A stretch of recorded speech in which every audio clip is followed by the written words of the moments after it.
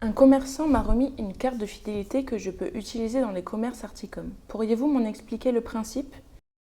Le principe est très simple, car il fonctionne comme une carte de fidélité classique. La seule différence, c'est qu'elle ne concerne pas qu'un commerce, mais une trentaine, tous situés dans le centre-ville.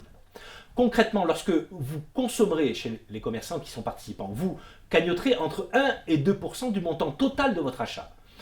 1% pour les commerces alimentaires et 2% pour les commerces non alimentaires. Vous pourrez ensuite dépenser votre cagnotte dans l'un des 30 commerces de votre choix. En Gironde-Coutras est la première ville à le déployer et le rendre à 100% gratuit à la fois pour les commerçants et les consommateurs. Ce passe-commerce est un outil de fidélisation et de communication moderne, un symbole de Coutras de demain, audacieux et précurseur. Les travaux du marché couvert ayant débuté, pourriez-vous nous faire un point d'étape sur le projet? Effectivement, les travaux du marché couvert ont commencé début septembre et ils dureront entre 12 et 14 mois. L'actualité du projet, c'est tout d'abord sa dénomination. Je l'ai annoncé il y a quelques jours, il faudra désormais appeler ce lieu chargé d'histoire les Halles Justin Lucot. Un choix hautement symbolique qui rend hommage à celui qui fut à l'initiative de sa construction lorsqu'il était maire de Coutras.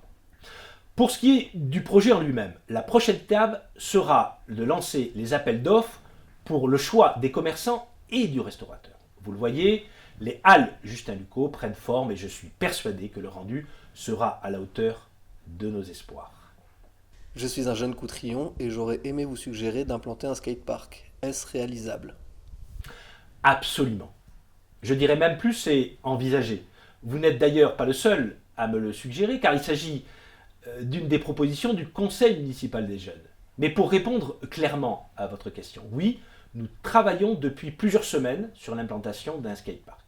Le groupe projet se réunira dans les prochaines semaines et entamera une réflexion sur 2 points.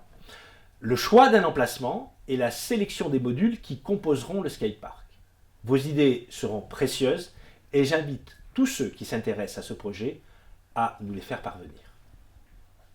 Quelles sont les nouveautés pour ce marché de Noël 2023? Il y a plusieurs nouveautés. Celle qui me semble la plus importante, c'est bien évidemment sa durée, puisque nous passons de 3 jours à 5 jours. Pour le reste, je pense par exemple au vidéomapping qui sera diffusé 3 fois par jour sur la façade de la mairie. Je pense aussi au spectacle de clôture qui mêlera chant, danse et pyrotechnie. La quarantaine d'exposants présents et les animations quotidiennes viendront compléter cette séquence que nous attendons chaque année avec impatience.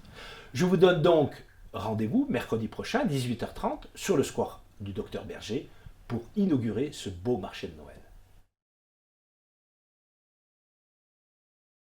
Cette nouvelle vidéo questions-réponses est maintenant terminée. Je vous remercie encore une fois pour toutes vos demandes. Celles qui n'ont pas pu être abordées dans cette vidéo recevront une réponse écrite dans les prochains jours. Je vous souhaite de passer de très belles fêtes de fin d'année. Que cette période soit pour vous et pour vos proches une parenthèse enchantée, pleine de moments précieux et de souvenirs joyeux.